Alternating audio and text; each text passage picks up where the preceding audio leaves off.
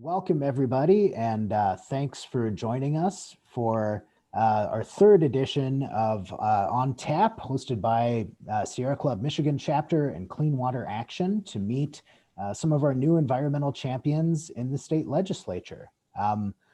So tonight we have joining us Representatives-elect Felicia Brabec from the 55th House District and Representative-elect Regina Weiss from the 27th House District.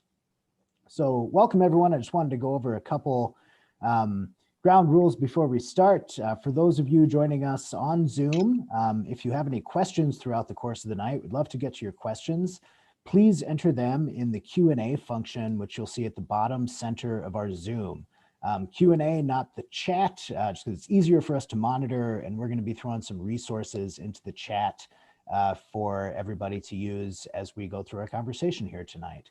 If you're watching on Facebook, go ahead and throw any questions you have right into the chat, because we have people monitoring that who will pass the questions to us here on Zoom.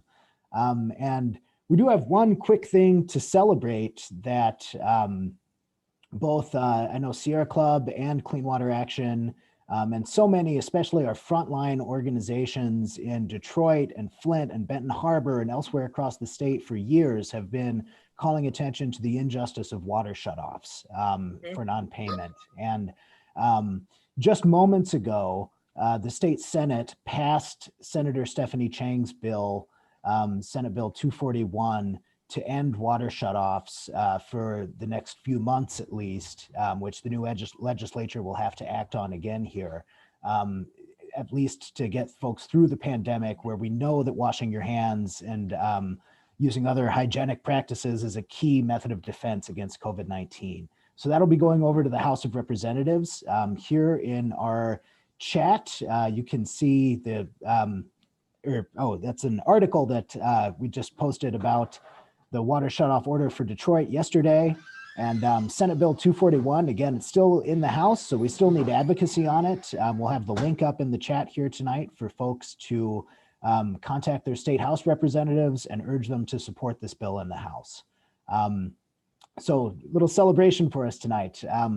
And with that, I guess, Tim, would you like to introduce yourself and introduce the representatives?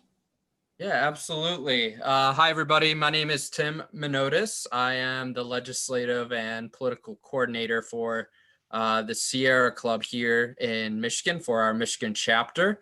Really excited to be with you all tonight.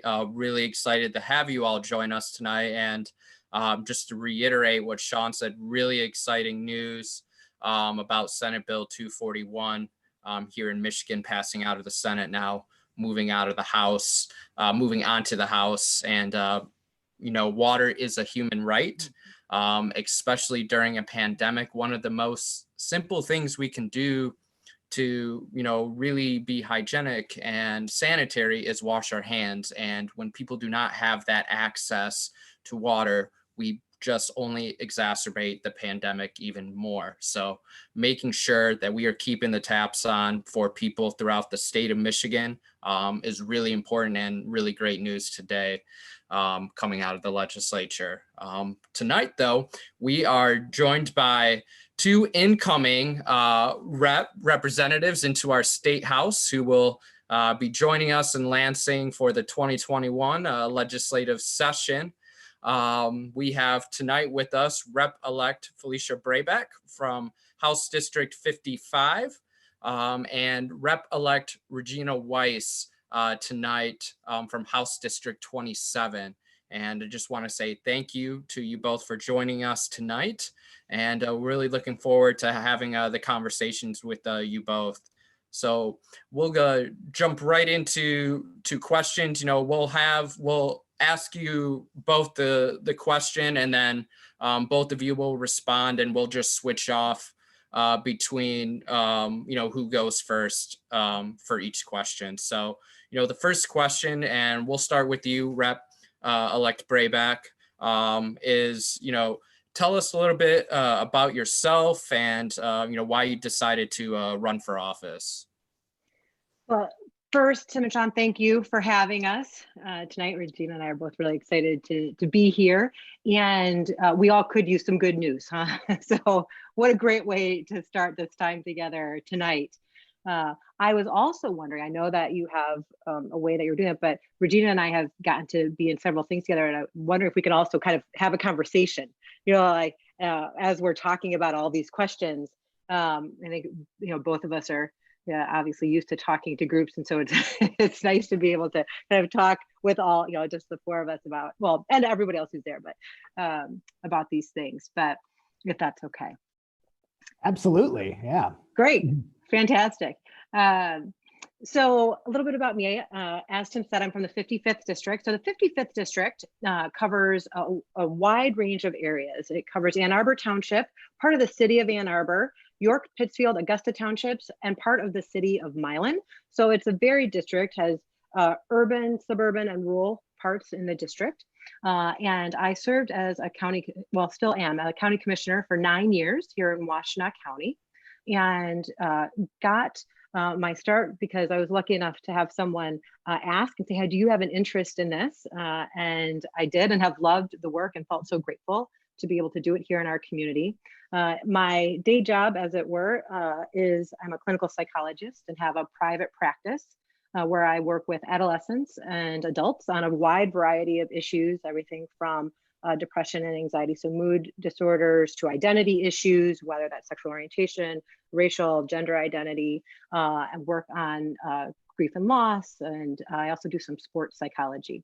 So bring that perspective to the table. And in fact, when Regina and I get to start, and she also brings a very unique perspective, I will be the only mental health care practitioner out of 110 state reps.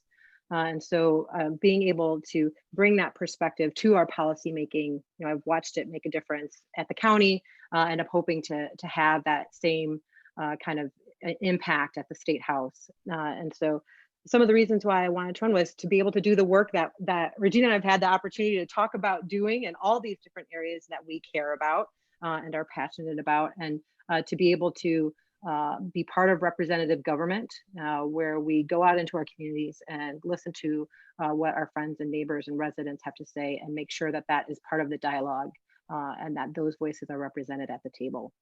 So I'm excited to be able to join my colleague Regina up there and do the good work that we're excited to do. All right.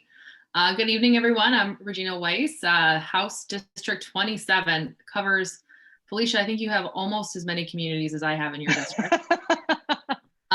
So my district covers the communities, and I always have to number them off so I don't forget any. Berkley, Huntington Woods, Oak Park, Royal Oak Township, Pleasant Ridge, Ferndale, and Hazel Park. So just north of Detroit, bordering 8 Mile there in Woodward. And I currently am a teacher. I teach in the Detroit Public School District. I was joking before the meeting started, we're actually sitting in my classroom right now. This is my virtual classroom that I teach from every day. And I also am a city council member, or I should say I was a city council member because I actually just resigned for the city of Oak Park. And those experiences are really mainly what drove me to run for this office. Seeing a lot of issues, both in my work, especially my work as an educator in Detroit, but also in my work as a city council member in the city of Oak Park. A lot of the problems that I saw, you could trace their roots back to Lansing. And that's really one of the main reasons that drove me to run for this specific office. Especially when as I said, especially when it comes to education. Felicia, I'm so happy to have your perspective coming to Lansing, because again, we were talking before the meeting about all of the mental health issues that are happening right now in our schools that have been happening forever, for years, and nothing's been done about it, but are at a crisis level during the pandemic. And I think Felicia's perspective is going to be so important in Lansing and helping address that. And I hope my perspective will be as well as an educator. Because of my local government experience, I've also often been frustrated at the lack of investment back into our local communities. We're the worst state in the country when it comes to local revenue sharing, which is one of the things that affects one of the issues we were just talking about with water affordability. We don't invest in that in our state, and it becomes really hard to provide those critical services that residents really need. So Those are some of the things that drove me to run for office. And there are so many issues that I care about, especially the issues that we're going to be talking about tonight. And so I'm excited to have this conversation and just for Felicia and I to get up there and roll up our sleeves and get to work. Yeah, well, thank you both so much. And it'd be wonderful to have a mental health specialist and another teacher, both with local government experience in the House. If you add in Representative Pahutsky as a microbiologist, and we have a pretty good COVID response team just in the Democratic caucus. So That's true. there we go. We have the mental Yeah. health, somebody who can develop a Yeah. vaccine, and somebody who knows how to educate virtually. That's right. So the next question we have for you is, so for both of you, what do you think are, there's many of them I'm sure you could talk about, but what are some of the biggest environmental issues facing Michigan as a state, and as well as what are some of the more localized environmental issues in your district that you're excited to get to work on? And we'll start with Representative Weiss, but if you go back and forth, whatever, good conversation is what we're after. Yeah, Felicia, you and I can tag team these because Yeah, sounds great. they're all the same. Yeah. I mean, I think the biggest threat facing our state is the same threat that's facing our country and the world, which is climate change. And, you know, right now, I feel like we deal with crisis to crisis to crisis. Like we're in a house and the walls are falling down and we keep like trying to push the one wall up while the other wall's falling down. And like, we just need to fix the foundation of our house. And that's addressing climate change. And you look at even COVID-19, you can trace some of the root causes back to climate change. And we're going to probably have more increased pandemics moving on as an indirect result of climate change. And so all of these issues that we need to address, this is the biggest existential threat ever that we'll ever have to live through. And so that, I think, first and foremost is the biggest thing. In terms of local stuff in my district, and I know like across the state, I know Felicia, I'm sure you have the same issue in your district as well, as corporate polluters being held accountable for polluting our environment and being forced to pay to clean up that said pollutants. I live very close, and I'm not in my district, but right next to my district, the Green Ooze situation on 696. That's a perfect example of an environmental catastrophe that was preventable, that had been going on for years and years and years, and nothing had ever happened about it. And Gary Sayers was not held accountable until it started, finally it hit the news and people paid attention. So I do think that there's a lot locally that we can do. And Felicia, if you want to throw in some as well. Sure. Yes. So, and I see Stephanie Young has joined us. Yeah, I'd also like to introduce a special guest this time. I'm glad you could join us. Representative-elect Stephanie Young has joined us as well. So I just want to back up for a second and let Representative-elect Young introduce herself. Oh, you got a triple threat now. Yeah. I know. Look, I am here to listen and learn too, right? Stephanie Young from the northwest side of Detroit, 8th House District. And, when we talk about things like the climate change and the corporate polluters, I'm all on the same page. But one of the things for me is I'm going to end up having to do a lot of educating my district because that's not top of mind. I ran an entire campaign and I can count on one hand these types of issues that people met me with at the door. And so, but I know how important they are. And that's why I'm here. It took me a minute to get logged on. I went straight to my calendar. It's like, oh, snap, the login isn't here. But I'm here. I was determined to be a part of this. So thank you to my new colleagues. I'm so excited to hear and learn more about you. Every time you guys speak, I learn a little bit more. Because I think this is the first time I noticed that I was in the classroom today, Representative Weiss. So that's exciting. So look here, keep the conversation going. I'm just here like everybody else to listen and learn. We're happy you're here. This is great. We're just having a conversation. So, I mean, all of us can add to it. Yeah, topic at hand is what's the biggest environmental issue in your district? And what do you think is the biggest ones we're facing as a state? Yeah, so Regina got, oh, sorry, Stephanie, go ahead. No, go ahead. So Regina was talking about climate change. We were talking about before we got on, and I think is a huge issue not just in the district that I get to serve, but is water. And, you know, Tim, you were saying that water is a human right. And it is confounding to me that that basic statement needs to be stated. And yet here we are, you know, after crisis after crisis throughout our state. You know, whether it's you know, from the, you know, government side or, you know, polluter companies, you know, like we are failing at this.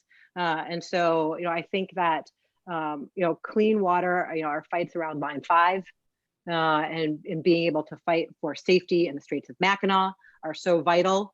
You know, not only to our water, but just the ecosystem. I mean, like, it's unimaginable to me the devastation that would occur if something happened. And so, you know, we have that. We have, again, in our water, we have the contamination of PFAS, and we know that there are sites, you know, we're riddled with sites throughout our state. And we're learning more and more about that. But we just don't, you know, enough isn't being done to be able to, you know, clean that up and stop things. I was just actually talking to another state-elect Rep-elect Curry about a bill that would that came from Rep Pagan that would ban tar sealants that, you know, that we know then have runoff, you know, and, you know, then contain PFAS. And so there are so many things that we could do. I mean, toxic algae blooms, you know, and here in our area in particular, we have the Gelman plume.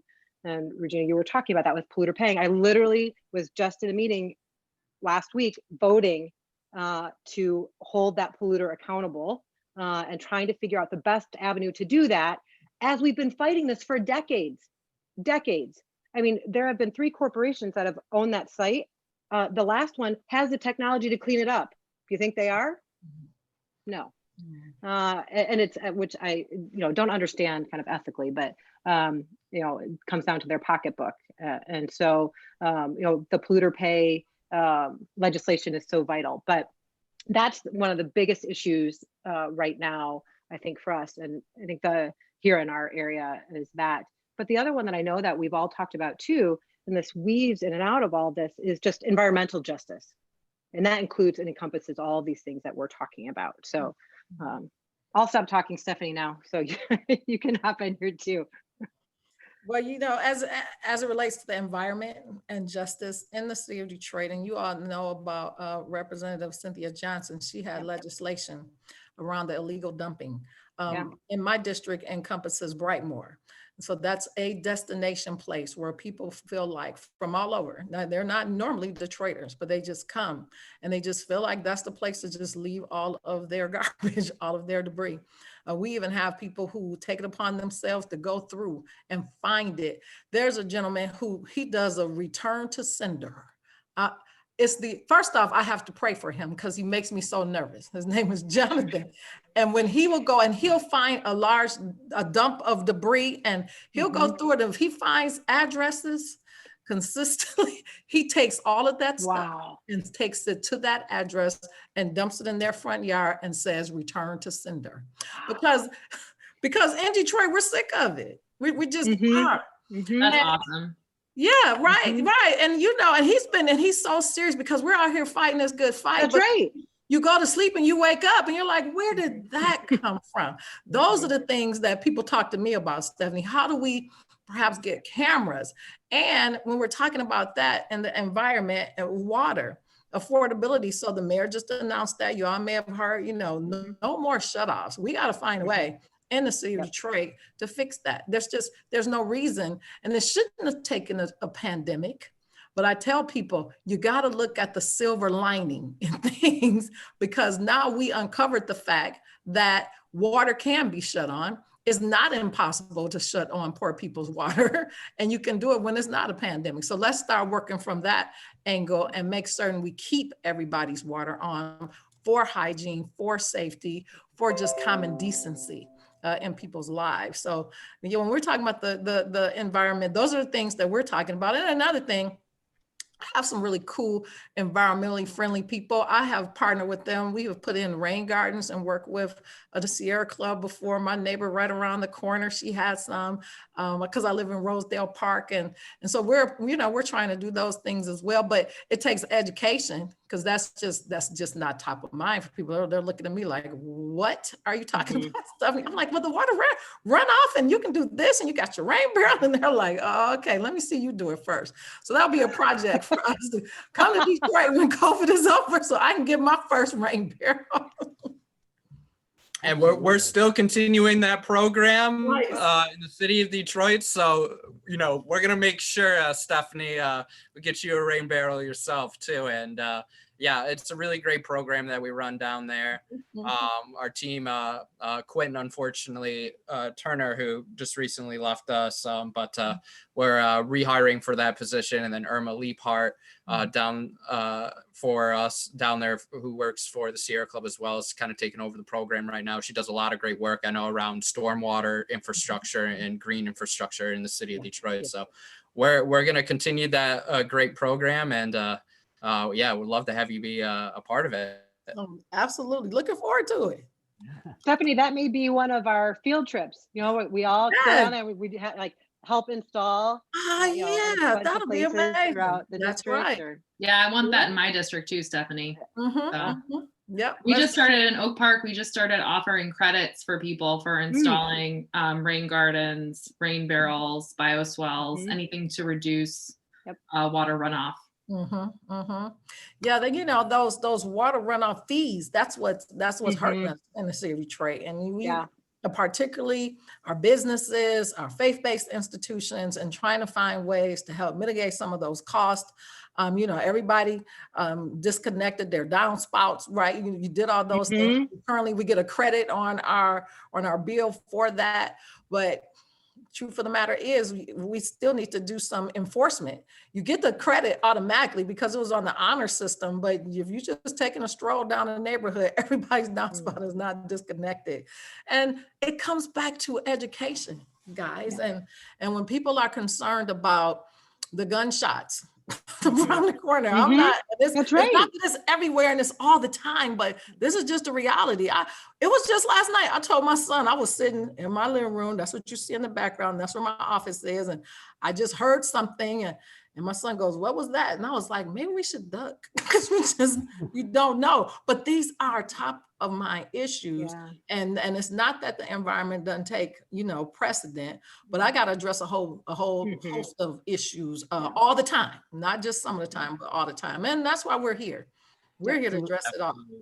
Absolutely. And you brought up, environmental justice and water justice issues. And one of the, and I totally agree. I love the way you put that, Representative-elect Young, that the pandemic, if we're looking for a silver lining, one of them is it shows you don't have to shut off poor folks' water because they can't afford to pay. In fact, years ago, Roger Colton developed a plan for the city of Detroit to end water shutoffs. And the city didn't take him up at that point in time, but the city of Philadelphia did.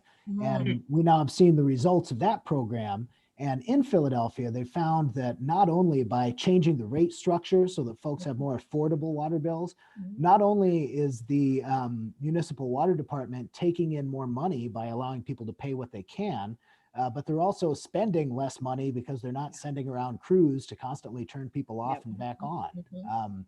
So hopefully we can turn that into a long-term solution. And it's been, water shutoffs for non-payment have been a major problem, especially in mainly low-income communities and communities of color across Michigan. So moving out from here, what do y'all think we can do to address the problem of water shutoffs for non-payment on the statewide level, both during the pandemic and also afterwards? Well, we had a good start tonight. Yeah. Right. So I feel like that was one of the most tangible things that could be done. But the three of us will also have an opportunity to continue that once we get to the legislature and to advocate for that, to not be just during a pandemic, but to just to be the norm. That's right. And so I feel like that is the most tangible way in front of us right now. Yeah, and building on that, Felicia, too, and back to what you just said, Sean, it's not just about making sure we don't ever shut off people's water for non-payment. It's also about making sure that water is affordable for everyone. Right. That's right. You shouldn't have to, Yeah. you know, to choose which life-saving bill you're going to pay this month. Water should be affordable. People, I mean, I have the number one complaint I get as a city council member, the number one complaint I get is about water bills. We have very little control. Right? We have very little control over our water rates. We actually just settled a lawsuit dealing with the water rates and had to restructure them, which actually unfortunately made many residents' bills go up as a result of that. But we as a municipality have very little control over what those water rates actually are. And so I think the state needs to step in and provide relief and provide support, because this can't just be a mandate to local governments, like make water affordable, figure it out. Can't be an unfunded mandate. There has to be financial support from the state in order to make sure that water can be affordable for all residents. And I completely agree with you, Sean. I think if we're investing in it in the right way, and many of these systems will end up saving money by doing this and providing better services, and you know, doing the work that we're supposed to do as a government. Right. And that's the cool thing about having partners like you are, because we know that you've done the good research on this, and you'll be able to help us cut through some of that minutia of information so that we can go ahead and drill down on some of the policies that are working in other places. That's what's the most exciting thing to me, you all, about becoming a legislator, having these type of partners that we don't have to spend so much time trying to find the information. We can pick the phone up, send an email, and you guys have it because this is what you're living every single day. So, and just think about this, ladies. One of our good colleagues from, what is it, Harbor Bay? Where does the Moose, Representative Moose? Oh, Harbor Springs. Harbor Springs. Oh, yeah. And I was so tickled because he said during one of our orientations when we were talking about these high water bills and how, you know, many of us are dealing with this with our constituents. And he was like, that was the most fantastic thing I ever heard of, water bills. He was like, we don't have that problem. You just go to the well. But that reminds us of how everybody's so different and how our districts are so unique and the needs are different, and how we're going to spend a lot of time being patient with one another, helping others understand what it is that we're talking about when we're talking about, you know, it's not so much the water, it's the sewerage rates that are killing us in Detroit. If it was just the water part of the bill that comes, we could handle that. But yeah, so just being thankful to have this type of help right here at our disposal is amazing. Well, Stephanie, that's in our district too. A lot of it's the sewage, and a lot of that goes back to infrastructure and a lack of investment in infrastructure spending. And so we're spending all this money maintaining this old, outdated infrastructure, and that's where the bulk of these funds are going, because we haven't invested to improve. I mean, we have a shared system in my district where the sewer and storm all go to the same place. And so we have to pay then to treat that water so that it can combined. And you know, one of the issues that really feeds into all of the things we've been talking about is you know, a relatively little known precept of common law called the public trust doctrine, which has really undergone a renaissance recently, both in the courts and also in our leadership in Michigan.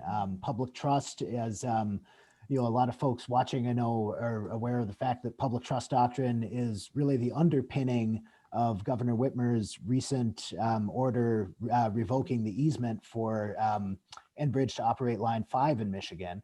But another way where the public trust doctrine is effective, so the public trust doctrine, as water is concerned, states that the waters and bottomlands, in the case of Michigan, surrounding the state of Michigan, so the waters of the Great Lakes, are owned by the people, and their care is entrusted to state government.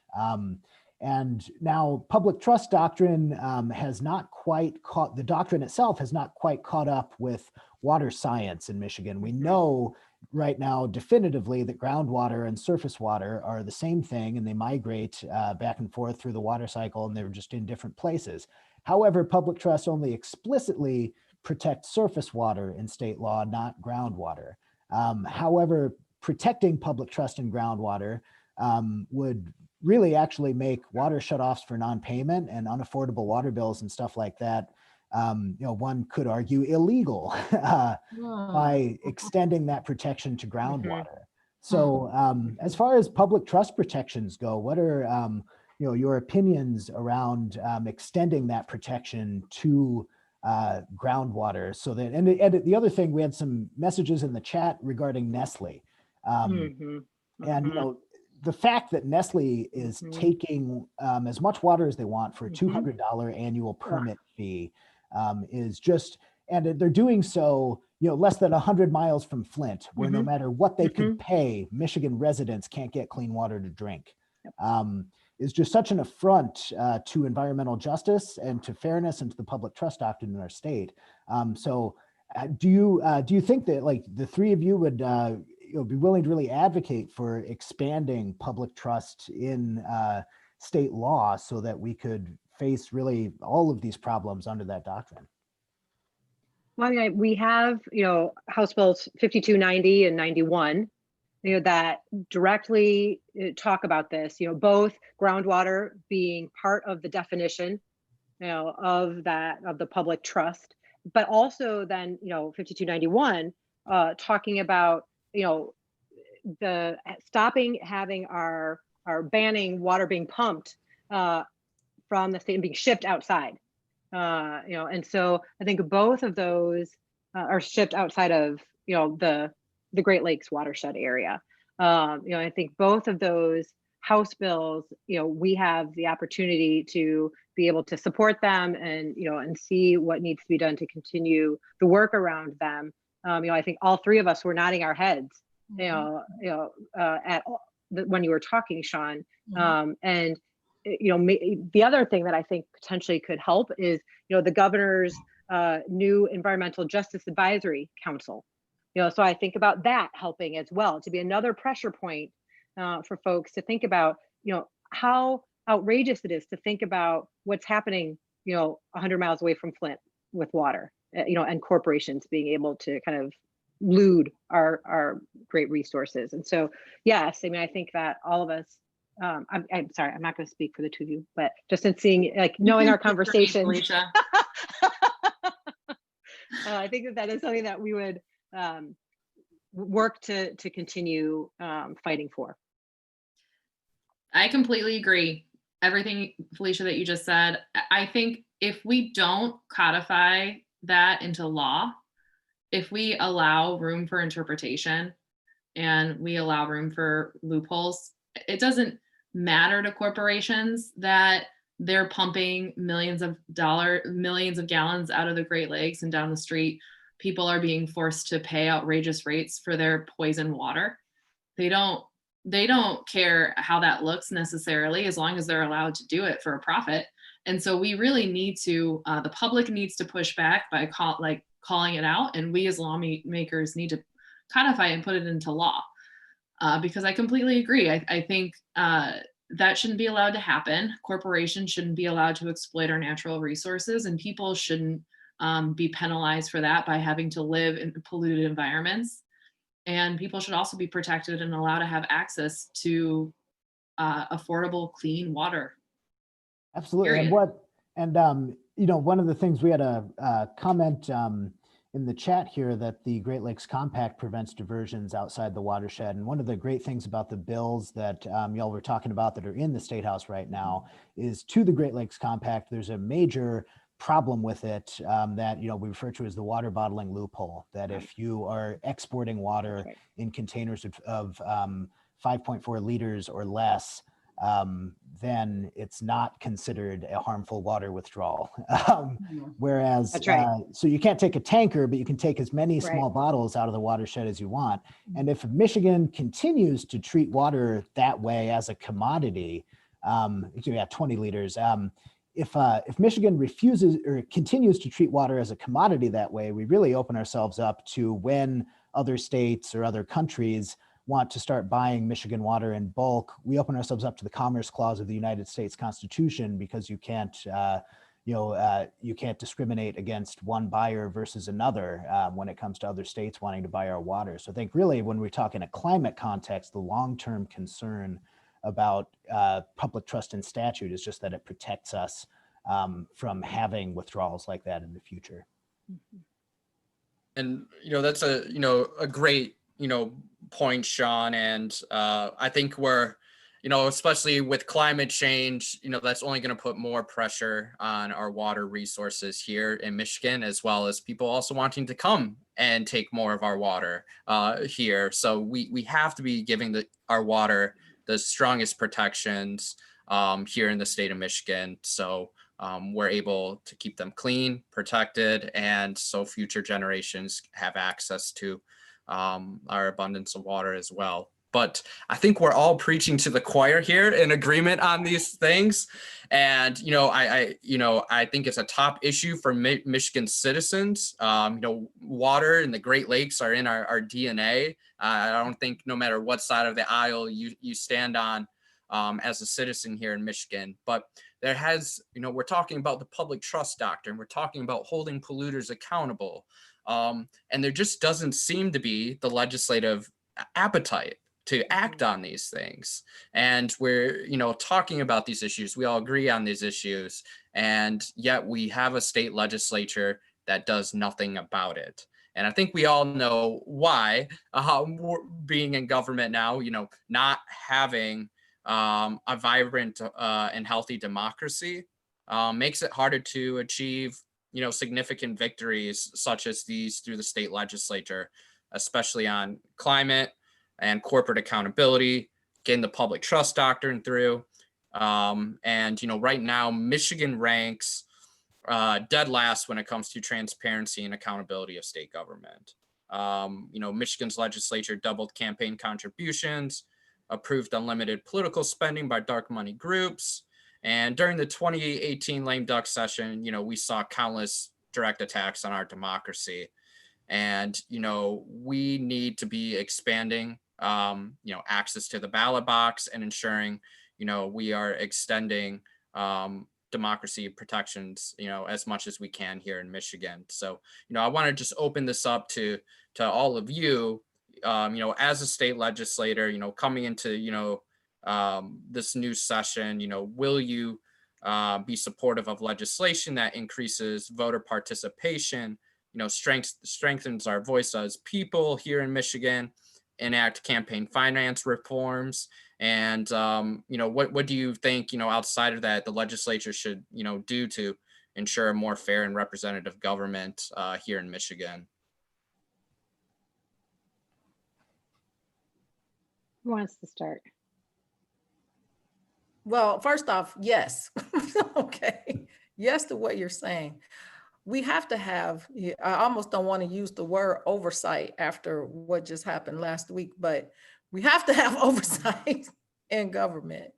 And we need to be clear about expectations. And I say that to say that any attempt to disenfranchise citizens and their right to vote, anything that causes them to believe that when they go into a ballot box, it won't count. We need to address that.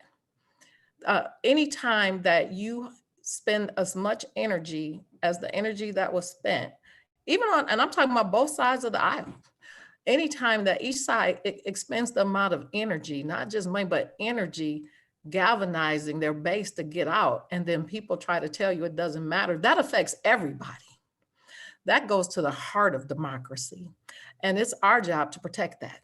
And so that's one of the things that will be top of mind for me, and I'm certain for our colleagues. We cannot allow that to happen. I happen to be a mom. I have sons that are 21 and 22.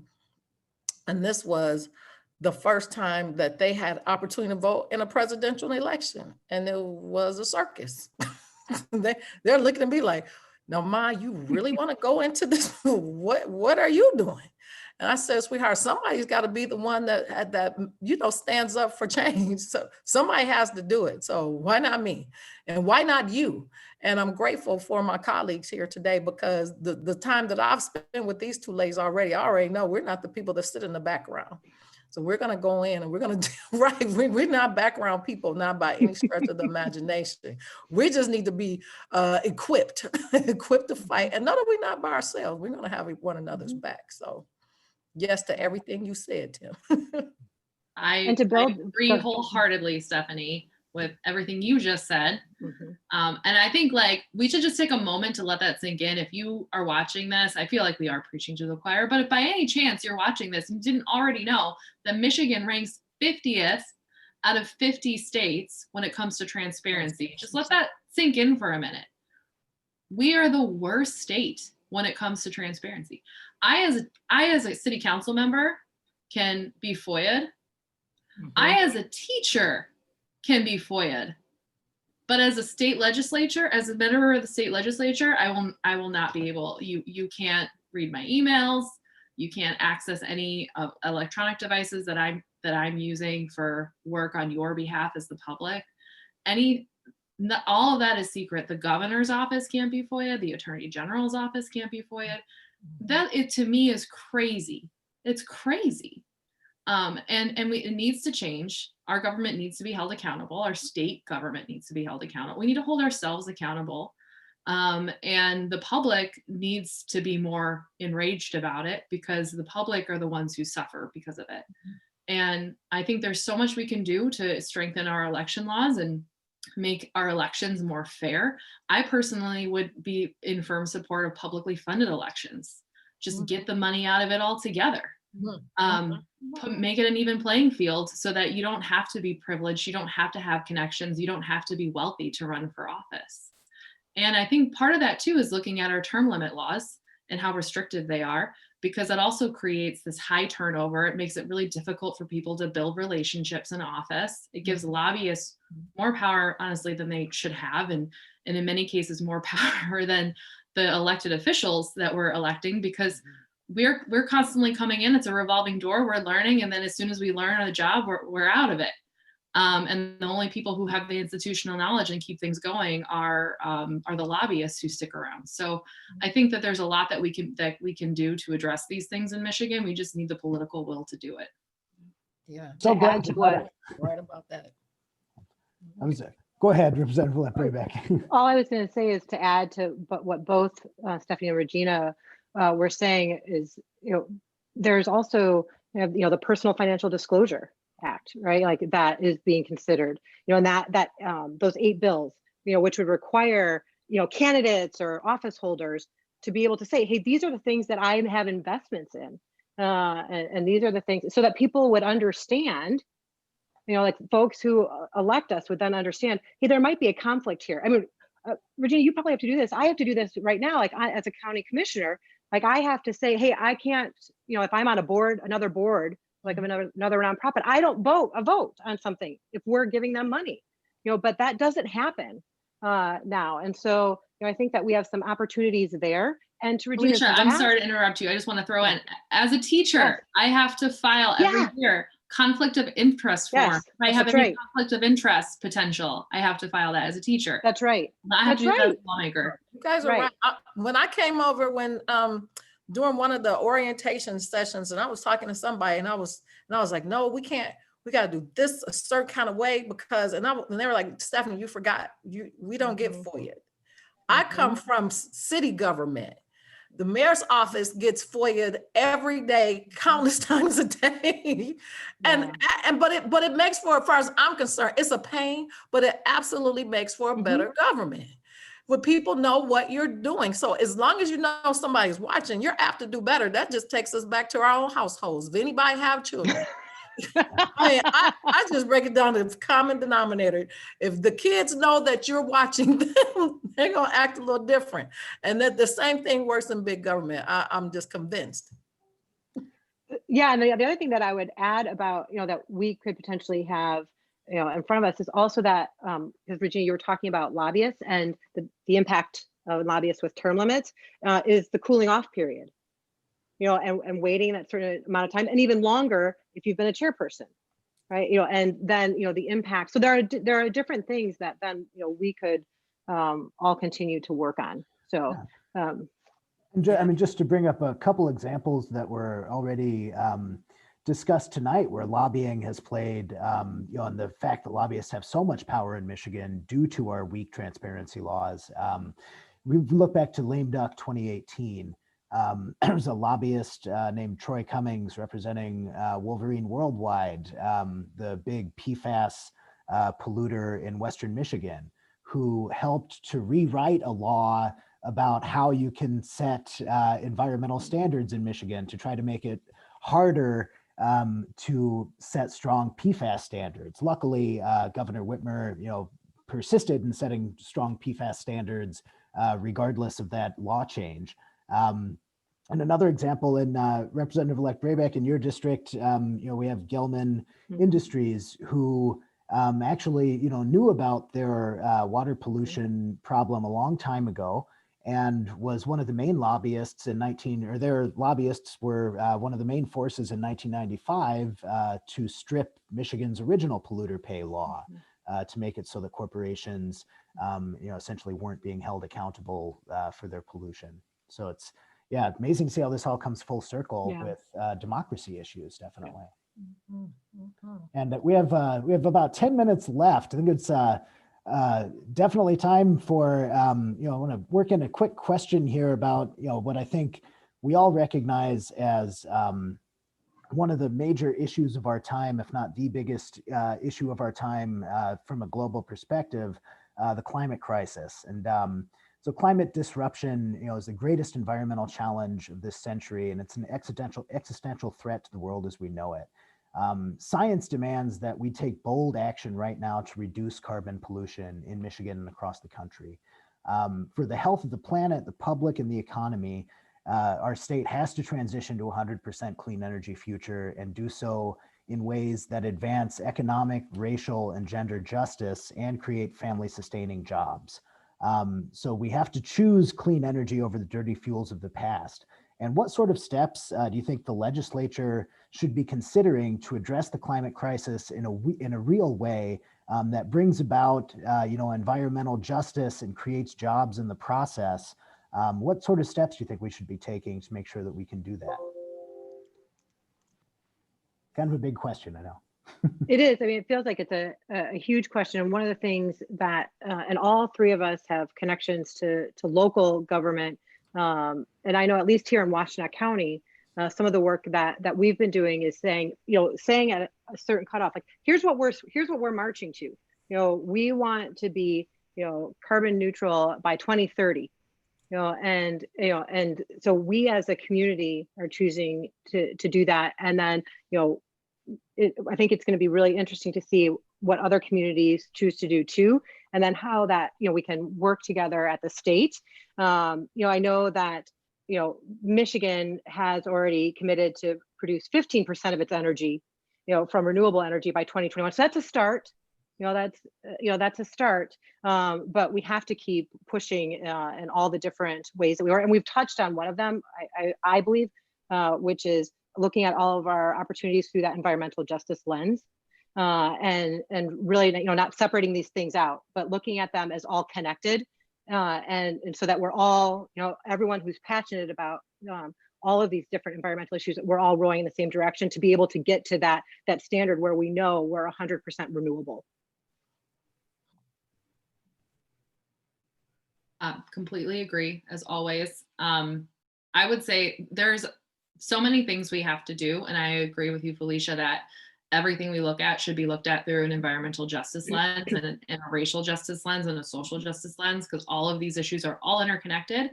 And at the end of the day, climate crisis is everyone's crisis. No one can hide from that. And so there are several things we can do in Michigan. One of the things that I think can be actionable that hopefully we can get done is investing more in electronic vehicle production and infrastructure rollout. And so actually expanding that program across the state so that there's EV charging stations that are easily accessible. The auto companies are moving in that direction. So there's an economic incentive that I think can appeal to the Republican Party, who may not be necessarily as motivated by the environmental incentive. But then at the same time, if you're driving an electric car and you're charging that car and your energy is coming from a coal power plant, what are we really doing here? And so it has to be a multifaceted approach. We need to phase out our coal power plants. We need to replace it with clean energy. We need to make sure that we're providing quality, high-paying jobs. We need to make sure that we're educating people in our state so that we don't have to hire people from out of state in order to fill these jobs. All of these issues are interconnected, and we have to address all of them at the same time if we have any hope at addressing this crisis.